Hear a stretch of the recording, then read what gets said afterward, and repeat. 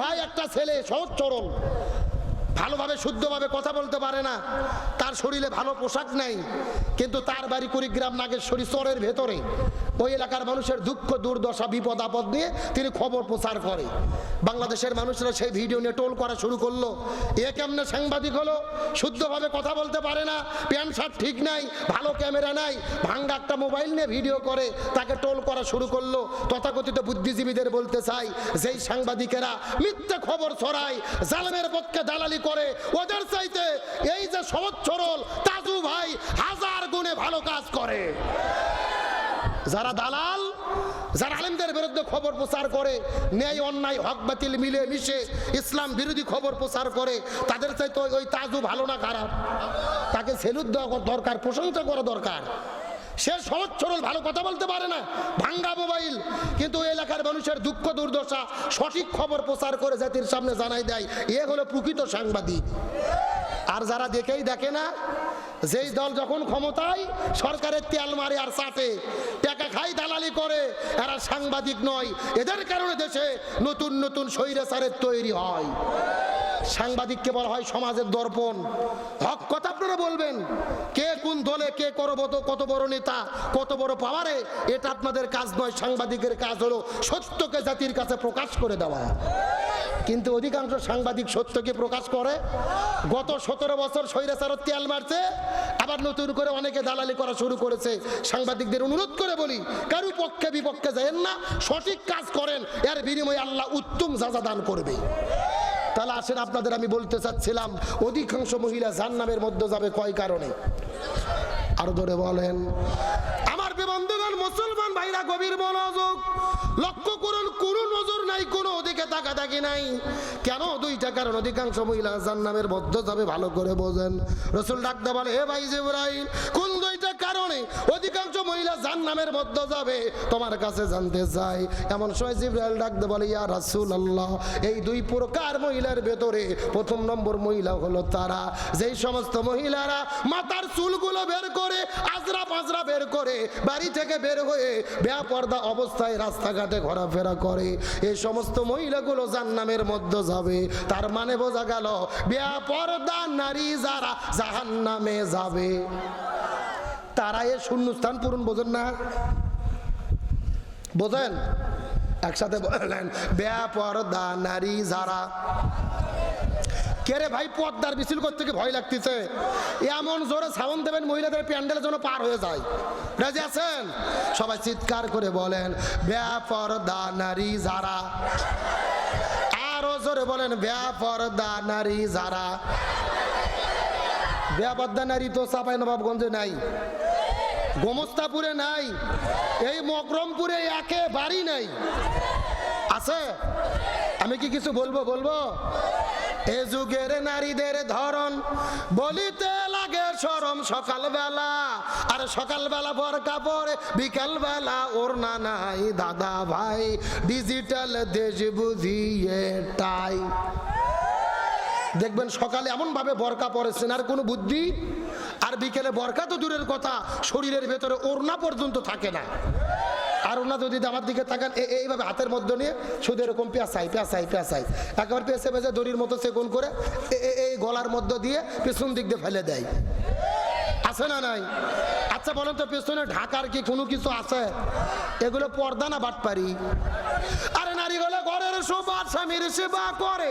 এখন উল্টো দেখি নারীরা সব স্বামীকে ধরে মারে। ঠিক? কারা কারা বইয়ের হাতে মার খাচ্ছেন হাত উঠান তো দেখি। এ উঠান। একজনও নাই, সব তো আল্লাহর ওলি বসে আছে।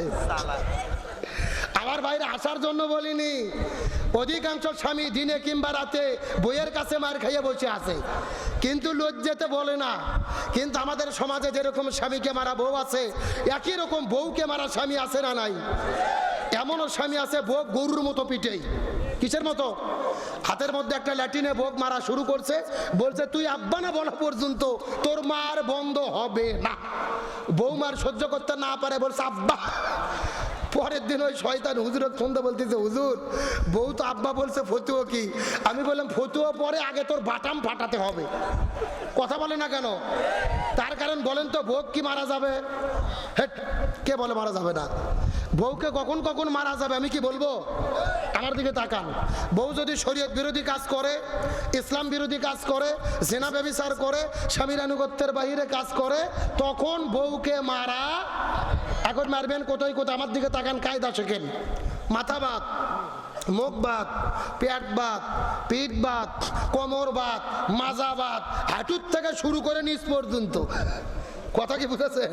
আর যেই ব্যাত দিয়ে মারবেন, এই ব্যাতের পরিমাপ হবে 1 বিঘের অর্ধেক, মানে 1 মুষ্টি। এই ওয়াজ আমি গত 6 বছর আগে গাইবান্ধা জেলাতে করেছি। একটা যুবক লাভ দুটে বলতেছে, হুজুর 1 মুষ্টি ধরবো কি আর মারবো কি? তখন আর একজন বলতেছে, হুজুর ধরার পরে যদি কোনো মতো মাথা বার হয়ে থাকে, ওই মাথা দিয়ে ঘুতো দেবো হুজুর। এরকম বাটপার আছে না নাই? ও তাও ভোগ মারবে। এখন বলেন তো, ভোগ মারলে কি বউ ঠিক হবে না? রসুল বলেছেন মহিলাদের সৃষ্টি করা হয়েছে বাম পাজরের বাঁকা হাড় দিয়ে। জোরে বলেন কি হাড়? এখন বাঁকা আরব যদি হাতুর দিয়ে মেরে সোজা করতে চান, সোজা হবে? ভেঙে মচকে যাবে। এই জন্য বউদেরকে মারে নয়, বউদের ভালোবাসা দিয়ে সোনা ময়না কলজে টিয়ে পাখি বলে আপন করতে হবে। জোরে বলেন সুবহানাল্লাহ। এইবার মেয়ে মানুষ যা খুশি হয়েছে ভাই, যেই রকম হুজুরি তো দরকার। তাহলে চিৎকার করে বলেন বেপরদা নারী যারা, আরো জোরে বলেন বেপরদা নারী যারা। বর্তমানে বাংলাদেশের যুবকদের চরিত্র নষ্ট হওয়ার পেছনে একমাত্র কারণ এই মহিলাদের বেপরদা থাকার কারণে।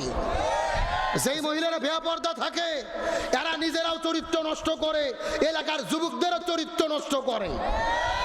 আজকে ছেলে মেয়ে বাদে মিলামিশা করতেছে। আল্লাহ রাব্বুল আলামিন কত চমৎকার করে বলেন, ওয়ালাউ আন্না মা ফিল আরদি মিন শাজারাতিন আকলামুন ওয়াল বাহরু ইয়ামুদ্দুহু মিন বাদিহি সাবআতু আবহুরিম মা নাফিদাত কালিমাতুল্লাহ ইন্নাল্লাহা আজিজুন হাকীম। সূরা লোকমান 21 নম্বর পারার 12 নম্বর পৃষ্ঠার 13 নম্বর লাইনে 27 নম্বর আয়াতে কারিমা। তাফসীর ইবনে কাসিরের মধ্য থেকে বলতেছি, আল্লাহ রাব্বুল আলামিন বলেন, হে পৃথিবীর মানুষেরা বোঝার চেষ্টা করো, তাম পৃথিবীর মধ্যে আমি আল্লাহ তাআলা যতগুলো গাছ সৃষ্টি করেছি, মিন শাজারাতিন আকলামুন, সমস্ত বৃক্ষগুলিকে যদি কেটে কেটে কলম বানানো হয়, আল বাহরু ইয়ামুদ্দুহু, আর সাগরের পানিগুলোকে যদি কালি বানানো হয়, তাম পৃথিবীর বৃক্ষ কলম, আর 7 সমুদ্রের পানিকে একত্রিত করে যদি লেখা শুরু করা হয়, লিখতে লিখতে তাম পৃথিবীর বৃক্ষ কলম ফুরে যাবে, 7 সমুদ্রের পানি কালিও ফুরে যাবে। তারপরে কোরআনের একটা শব্দের ব্যাখ্যা লিখে কখনোই শেষ করা যাবে না। আচ্ছা মানুষ বলো দেখি, রাত্রি কেন কালো? সূর্য বলো কোথা থেকে পাইলো এত আলো? ফুলগুলো নানান রঙের কেমন করে হয়? পাতাগুলো সবুজ বটে ফুলের মতো নয়। দুধ কেন এত সাদা? মরিচ কেন ঝাল? আমগুলো পাকলে বলো কেমনে হয় তা লাল?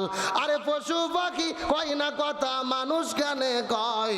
বলো মানুষ বলো দেখি কিভাবে তা হয়? ভাবি সবই মহান প্রভুর দান, নত শিরে সেজদা করো ও হে মুসলমান। আরে ডিমগুলো একই রকম, পার্থক্য নেই মোটে, তবে সাদা কালো বাচ্চাগুলো কেমন করে ফোটে? আমরা সবাই বাস করি এই পৃথিবীর রঙে, হাতের লেখা মুখের চেহারা মেলে না কারো সঙ্গে, আর মেলে না গলার আওয়াজ আগুনগুলোর টিপ। আল্লাহ তাআলা একজন আছেন, প্রমাণ হলো ঠিক, চিৎকার করে বলেন মারহাবা, জোরে লা ইলাহা